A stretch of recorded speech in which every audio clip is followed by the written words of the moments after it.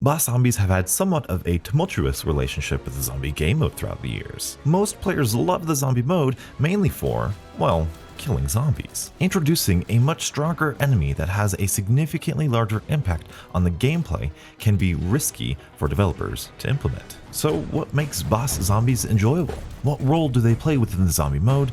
And how does Die Machine's boss zombies stack up against some of the mode's best? Good morning, beautiful people. Today we are taking a look at the brilliant balance of boss zombies in Die Maschine.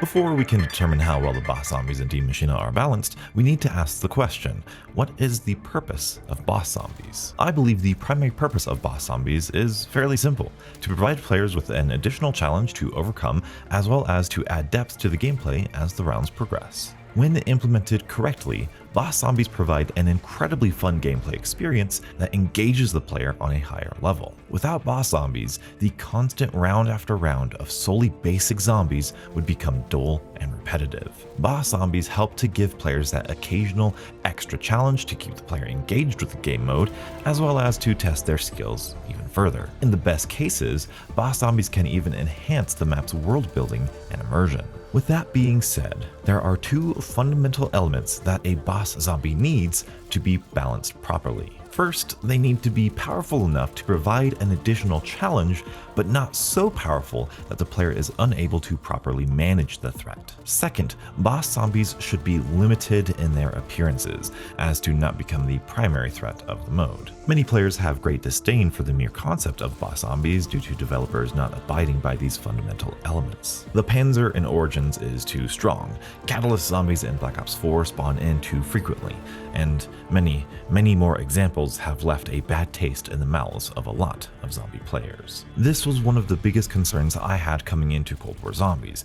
After the significant increase of boss zombies within Black Ops 4, I was worried that would be the direction Treyarch takes this new zombie experience. I am happy to say that I was very wrong. The boss zombies in Die Maschine suit the role that boss zombies should play incredibly well. Let's start with Plaguehounds. While we have seen the classic Hellhound enemy type many times within the zombie game mode, Plaguehounds have a few different dynamics that help make them a more engaging threat to face. To start, Plaguehounds inherited a new leap attack that we saw from the Tigers in 9 and Black Ops 4, which increases their agility and ability to attack. Plaguehounds are also weak to fire damage, which means that players are given the option to utilize Molotovs and the Napalm Burst ammo mod when strategizing how to deal with this enemy. Additionally, once the player eliminates the Plaguehound, it will leave a small patch of toxic gas that not only injures the player, but also deals damage to other enemies. This creates another engaging decision players can make. If they're camping, they can use this gas to weaken enemies. If they're training, they can run their trains through this gas, but also risk getting injured themselves. It's important to note that the Plaguehound is not intended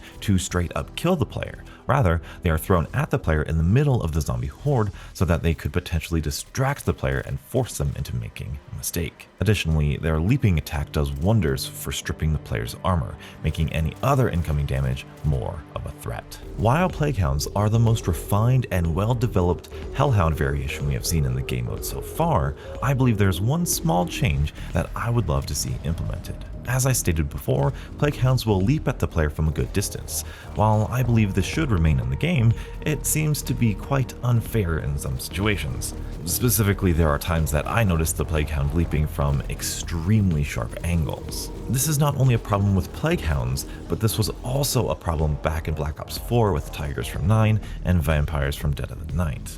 Whether this is just a confusing animation or a line of code that needs to be fixed, I'm unsure, but the unfair leaping attack is the most annoying thing about the Plaguehounds. Now we get to talk about one of my new favorite boss zombies of all time, the Megaton. The Megaton does everything a boss zombie should. It's powerful, it demands your attention, it's a serious threat, it does not overstay its welcome, and it adds to the map's lore and overall gameplay experience. There is nothing groundbreaking about the Megaton. It has increased health, shoots projectiles, and has a devastatingly powerful melee attack. Once the player has dealt with the main Megaton, it will split into two different, smaller enemies with similar qualities. Serving a different role than the Plaguehounds, Megatons act as the slow-moving, high-damage, high-health tank enemy. Luckily, it is this type of boss zombie that can be very fair for the player to handle. If a player is training, they can continue to train their horde while focusing their fire on this tank of an enemy. This multitasking and remaining cool under pressure is one skill the developers love testing their player base on. When the Megaton arrives, players need to make several decisions. Where do they train? Do they focus fire on the Megaton as soon as possible, or do they wait until they have a horde behind them? What weapon do they use? What field upgrades or equipment do they have to utilize? These decisions are made possible because the Megaton is slow moving and its projectiles are not nearly as lethal as they could be. This gives the player time to maneuver around the boss and engage the enemy at their own pace. This balance is difficult to achieve, but so amazing to see reached. The Megaton proves that boss zombies have a real purpose within zombie mode. The Megaton is not perfect, however. There are two major changes that I would make to the Megaton to elevate the quality of this boss even further. First and foremost, the Megaton has too much health. This might be a placebo effect because we can see the enemy health bars in Cold War Zombies, but using regular weapons on the Megaton is inconsistent at best. On one hand, you have weapons like sniper rifles and the Spaz 12 that are very effective, but then you have weapons like the Sigma or Diamati that feel horrible when going up against the Megaton. At the very least, I feel like once the Megaton splits into its two halves, those two halves should have less health than the main Megaton, which right now doesn't feel like that's the case. Secondly, I'm not sure if this is just me, but I have such a hard time dodging the projectiles of the Megaton, so much so that it feels unfair at times. I try sliding, jumping, dodging left, right, no matter what I do, I can't seem to escape the blast. I would suggest either reducing the accuracy of the projectile or slowing its velocity entirely so that it could be more consistently avoided. I believe that is the original design intention for the projectile. I just feel like it's a bit too unavoidable in its current state. While I think these two changes would significantly impact the enjoyment of the Megaton for the community, if Treyarch doesn't change the Megaton in any way, it still suits the role a great boss zombie should play. Die Maschine returns the zombie game mode to a time where zombies were the main focus and the gameplay was simple. Thankfully, the Megaton and Plaguehounds suit the map incredibly well and engage the player just enough to pose a threat, but not overtake the core gameplay loop.